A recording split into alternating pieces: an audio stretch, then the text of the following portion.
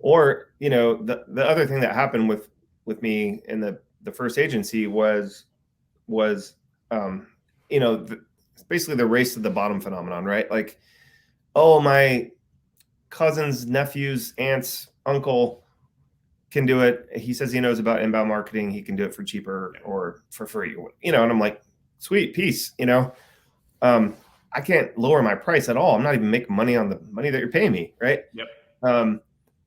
So that happened a ton. The other thing was when you're doing custom work, since you're behaving like an employee, they go, well, why don't I just hire that in-house?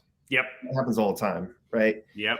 And so if your behavior is too close to what they're used to do, like they're used to saying, okay, employee, I want to do this, so you go do it. I'm paying you this hourly wage, and that's the deal, right? If you're selling an outcome or a result, which is the way that was actually the main focus, is if you're selling an outcome or a result and you've put these bumpers on the offer, then the only thing that they have to decide is 1 or 0. Do I want to keep paying Rob to get that result or not? Yeah. Right. And I know it sounds close to being the same, but psychologically it's not for the client. Light years different. Way different. And that's not something I understood the first time around at all. I thought that if I constrained myself, that would mean that I'd have 3 clients and I'd make $1,500 a month. Yeah. Total opposite happened.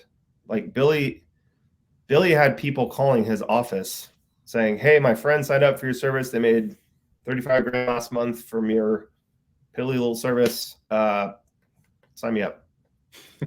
The best. Just, I'm like, what the fuck? Who has a business that, like, it sounded too good? It was a little bit like Wolf of Wall Street-ish. Yeah. I'm like, bro, are you sure? And he's like, dude, he's like, it's crazy, but that's how, I turned the corner on that. And it's the way that I've taught folks to do it ever since, because I think for most people, right, especially if you need money now, like I did, right? If you need that cash flow now, so that gives you a buffer for you to plan and make your next move, do whatever it is you have to do for your family. You have to have that peace of mind that I've got enough margin both in my books and in my day, right? Yep. To be able to graduate to the next level, whatever that is for me, right? Yeah. And if you don't have that, it's insanely difficult to do that. This is the best way to do it, because you're not wasting time sending invoices, proposals, negotiating with the client, educating the client, trying to save the account, yada yada yada. It's like all that stuff just goes away, and it's very binary. It's like 1 or 0, black or white, yes or no. And that affords you, as the whole purpose of this business thing is so you can make money and buy your freedom back. That's the whole point. So if it's not doing that, then the business isn't serving you. And if you're not being served, then it's a ticking time bomb. There's only so much time before you totally lose control of the situation. And, I've seen people just totally crumble under that.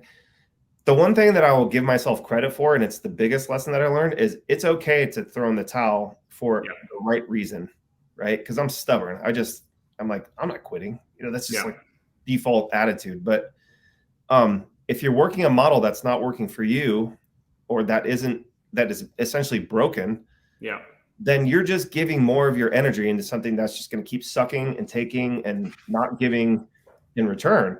And so you should be slapping yourself in the face, or some, a friend or family member slapping your face. Like, stop, dude.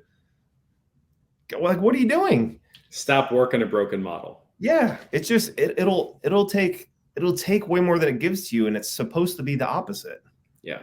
Right. Like, so that was I'm just trying to give you guys like sort of the highlight of the lessons on arriving here. Hopefully you guys don't have to go through all that BS.